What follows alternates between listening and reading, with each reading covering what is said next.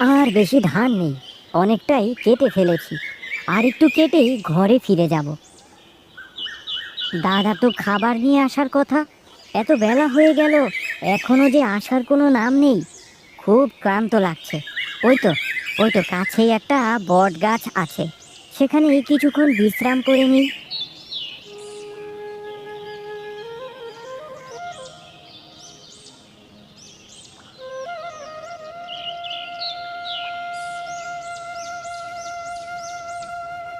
আজ তো সূর্যের তেজটা খুব বেশি, আমার গায়ের চামড়া যে আবার কালো হয়ে যাবে। আর পারি না গো বাপু।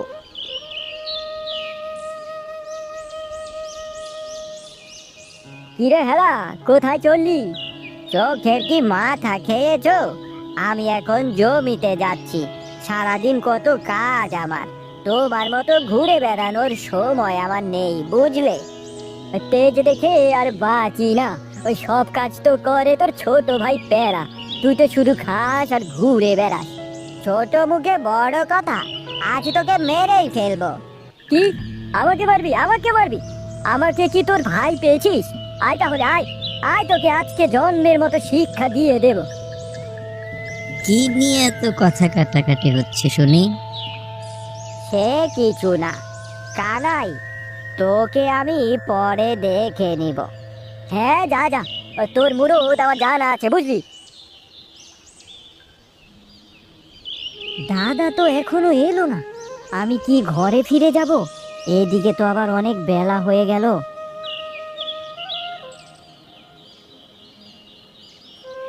কি রে, গাছের নিচে পড়ে পড়ে ঘুমাচ্ছিস? কাজে শুধু ফাঁকিবাজি, তাই না?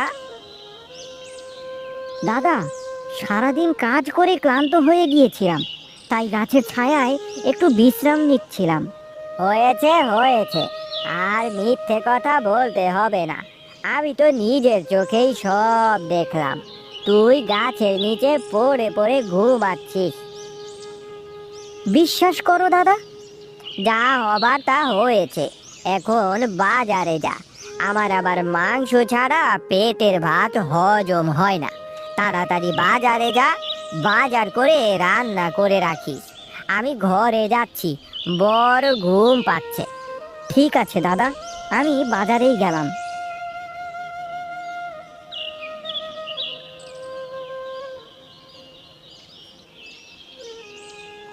এই গাধাটাকে পেয়ে খুব আরামেই আছি, সব কাজ করিয়ে নিচ্ছি আর নাম কামাচ্ছি আমি।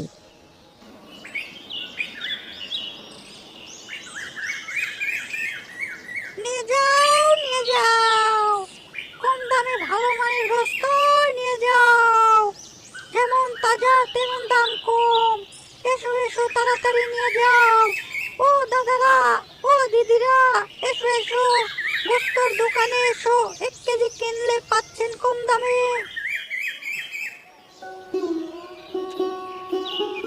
ভোলা দাদা, আমাকে 1 কেজি মাংস দাও তো। গোস্ত দেওয়ার জন্যই তো বসে আছি। এই নাও তোমার গোস্ত।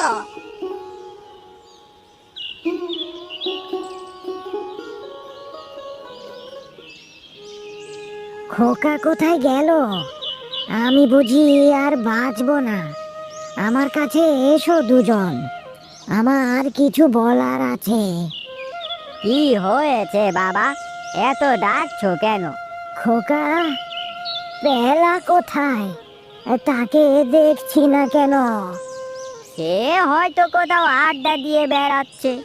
তোর ছোট ভাইটাকে দেখিস, আর জায়গা জমি দুজনে সমান ভাগে ভাগ করে নিস। আমার যে যাওয়ার সময় হয়ে গেছে।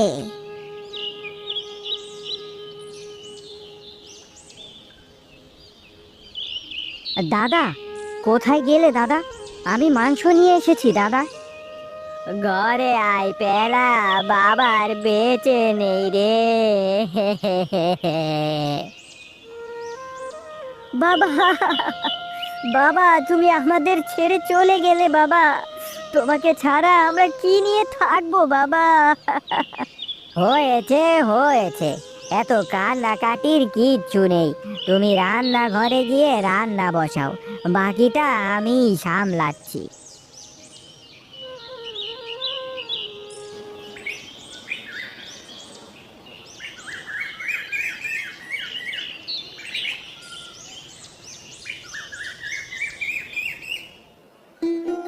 ওই শুনেছিস হারু, ও রমেশ দাদা যে মারা গিয়েছে? হ্যাঁ, খবরটা আমার কানেও এসেছে। আমার তো চিন্তা হচ্ছে তার ওই ছোট ভাই পেলাকে নিয়ে। কেন রে কানাই? তুই তো জানিস পেলা কতটা খারাপ, নিজের নামে সব জায়গা জমি করে নিয়েছে। সেটা তো খুব চিন্তার বিষয়। তাছাড়া হেলা নাকি আজ বিয়ে করেছে। পেলার কপালে যে কি আছে শুধু আল্লাহই জানে। এইখানে তো আমাদের আর কিছুই করার নেই, তাদের ব্যাপার। আমি এখন আসি, আমার আবার অনেক কাজ পড়ে আছে।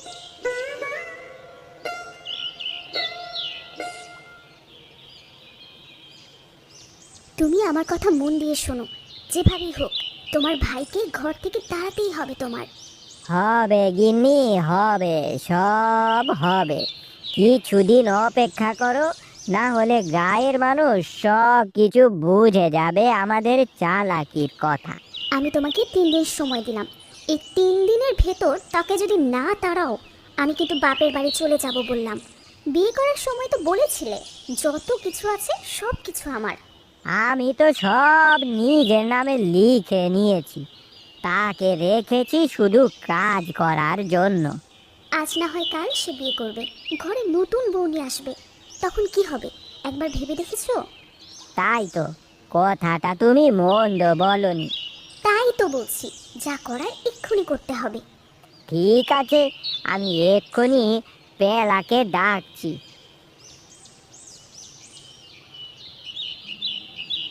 পেলা, এই পেলা। দাদা মনে হয় ডাকছে, যাই গিয়ে শুনে আসি।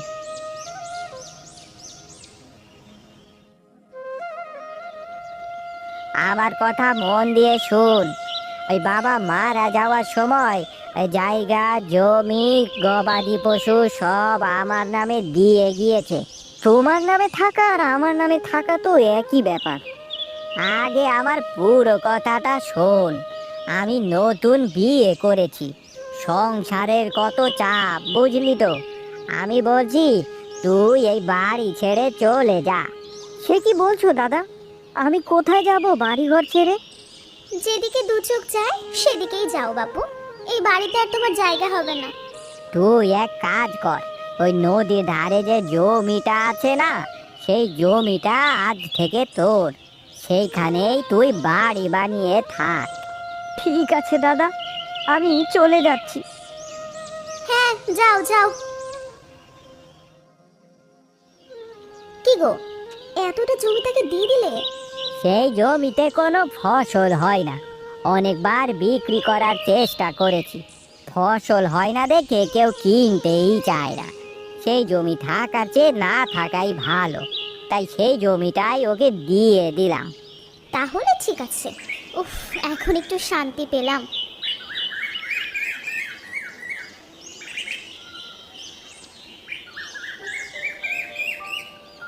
এইদিকে খবর কিছু শুনেছিস? কিসের খবরের কথা বলতেছো কানাই? আরে হেলা যে পেলাকে ঘর থেকে বের করে দিয়েছে। সে কি রে, পেলার এখন কি হবে? তার তো আপন বলতে কেউ নেই। শুধু কি তাই, সমস্ত জায়গা জমি হেলা নিজের নামে করে নিয়েছে, শুধু নদী দিকের ওই জমিটা পেলাকে দিয়েছে। শুনেছি সেই জমিতে কোনো ফসল হয় না। ঠিক শুনেছিস, সেই জমিতে কোনো ফসলই হয় না। জানি না ছেলেটা কি খেয়ে বাঁচবে। নিজের ভাই যদি না দেয় আমরা কি করব? চল চল, আমরা আমাদের কাজেই যাই। এতদিন পর মনের আশা পূরণ হলো। তুমি বাজার থেকে মাছ মাংস কিনে নিয়ে এসো তো। ঠিক আছে গিন্নি, ঠিক আছে, আমি এক্ষুনি যাচ্ছি। আমাদের এত সম্পদ, সব কিছু তো এখন থেকে আমাদেরই।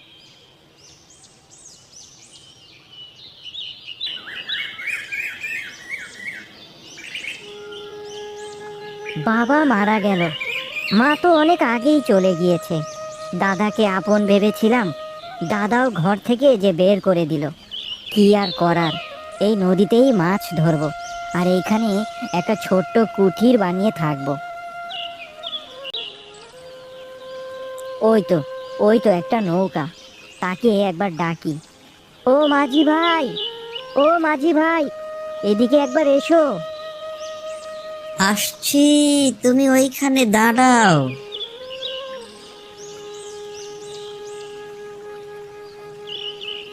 মাঝি ভাই, আমার যে খুব বিপদ, আমাকে কি তুমি তোমার সাথে মাছ ধরতে নিয়ে যেতে পারো?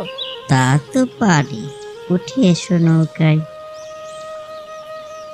আজ থেকে নদীতে মাছ শিকার করেই জীবিকা নির্বাহ করব। এই দুনিয়াতে আপন বলতে যে কেউ নেই আমার। কি হয়েছে তোমার? কিসের দুঃখ তোমার এত? শুনবে আমার ঘটনা? তাহলে শোনো।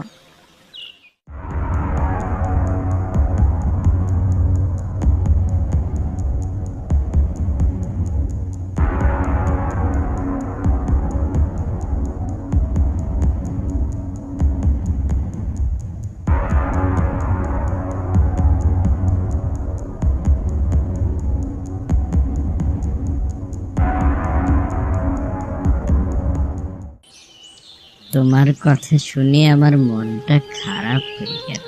আজ থেকে তুমি আমার নৌকাতে মাছ শিকার করবে।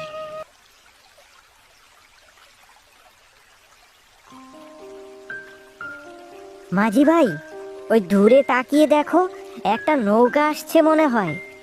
তাই তো দেখতেছি, মনে হয় ভিন দেশ থেকে এসেছে। দেখি কি বলে। তোমরা কোথায় যাচ্ছ নৌকা নিয়ে? বণিক মশাই, আমরা মাছ শিকার করতে যাচ্ছি। মাছ শিকার করে তো আমাদের জীবন চলে। তোমরা কি রমেশ নামের কাউকে চেনো? আমার তেমন মনে পড়ছে না। আমার বাবার নাম তো রমেশ। আপনারা কি তাহলে আমার বাবাকেই খুঁজছেন? তোমার বাবার নাম রমেশ? আমরা যাকে খুঁজছি তার একটা জমি ছিল নদীর ধারে। সেই নদীর জমিতে কোনো ফসল হতো না। সেই রমেশ কি তোমার বাবা? জি, তিনিই আমার বাবা। কিন্তু আমার বাবা তো আর বেঁচে নেই, অনেক দিন আগেই মারা গিয়েছে। বলো কি তুমি? তাহলে তো আমরা যে উদ্দেশ্যে এসেছি সেই উদ্দেশ্য পূর্ণ হবে না। কি উদ্দেশ্যে এসেছেন আপনারা? আমি তোমার বাবার জমি কিনতে এসেছিলাম অনেক বছর আগে। তোমার বাবার ওই নদীর ধারের জমিতে তেলের খনি আছে। এখন কি সেই জমিটা আছে? বলেন কি বণিক মশাই, সেটা তো আমার নামেই আছে। তাহলে চলো, ওই নৌকা নিয়ে সেই জমির দিকেই যাই। আমি সেই জমি থেকে তেল উত্তোলন করব। তার বিনিময়ে তুমি প্রচুর টাকা পাবে। ঠিক আছে জমিদার মশাই, চলুন তাহলে।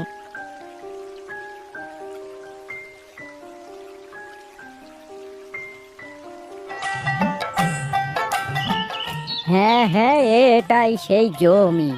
এই জমি আমি খুঁজছিলাম।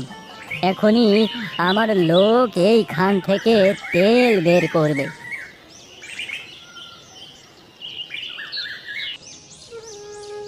আর ভালো লাগে না, আজ তেল বিক্রি করে আবার বসে বসে খাবো। কি রে হেলা, তেল নিয়ে যাচ্ছিস কোথায়? দেখতেই তো পারছো, ও বাজারে যাচ্ছি। আবার জিজ্ঞেস করার কি আছে? তেলের দাম বাজারে কমে গিয়েছে জানিস। তোর তেল কেউ আর কিনবে না। তুই যে জমি পেলাকে দিয়েছিলি, সেটাতে তেলের খনি বের হয়েছে। সকলে সেখান থেকেই তেল কিনছে কম দামে। High high high high high, কি বলো তুমি? আমি যে পথের ফকির হয়ে গেলাম গো। নিজের পাপের শাস্তি নিজেই পেয়েছি।